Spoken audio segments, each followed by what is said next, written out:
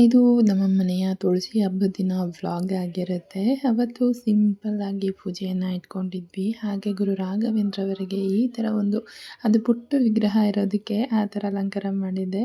ಆಮೇಲೆ ಪೂಜೆ ಮಾಡಬೇಕಾದ್ರೆ ನನ್ನ ಮಗಳಿಗೆ ನನ್ನ ಜೊತೆ ಇರೋದಂದರೆ ಅವಳಿಗೆ ತುಂಬ ಇಷ್ಟ ಆಗುತ್ತೆ. ಬೆಳಗ್ಗೆನೇ ಎಲ್ಲ ಫುಲ್ ಎಲ್ಲ ಡೀಪ್ ಕ್ಲೀನಿಂಗ್ ಮಾಡಿ, ನಾನು ಯಾವುದೇ ಥರದ ಕ್ಲೀನಿಂಗ್ ಆ ಥರದ್ದೆಲ್ಲ ವೀಡಿಯೋಸ್ ಕ್ಯಾಪ್ಚರ್ ಮಾಡ್ಕೊಂಡಿಲ್ಲ. ಅವತ್ತಿನ ದಿನ ಪೂಜೆ ಈ ಥರ ನಡೆದಿತ್ತು ಅನ್ನೋದು ಮಾತ್ರ ನಾನು ಈ ಥರ ಮಾಡ್ಕೊಂಡಿದ್ದೆ. ಫಸ್ಟ್ ಆಫ್ ಆಲ್ ನಮ್ಮ ತುಳಸಿ ಗಿಡ ಅಷ್ಟೊಂದು ಚೆನ್ನಾಗಿರಲಿಲ್ಲ. ಅಂದರೆ ನಾವು ಹೊಸ್ದಾಗಿ ಬೇರೆ ನಾಟಿದ್ವಿ, ಅದಕ್ಕೇ ಸರಿ ಅಂತ ಹೇಳ್ಬಿಟ್ಟು ಈ ಥರ ಒಂದು ಪೂಜೆಯನ್ನು ಮಾಡ್ಕೊಂಡಿದ್ವಿ. ನನ್ನ ಮಗಳ ಜೊತೆ ಇದು ಫಸ್ಟು ತುಳಸಿ ಹಬ್ಬ.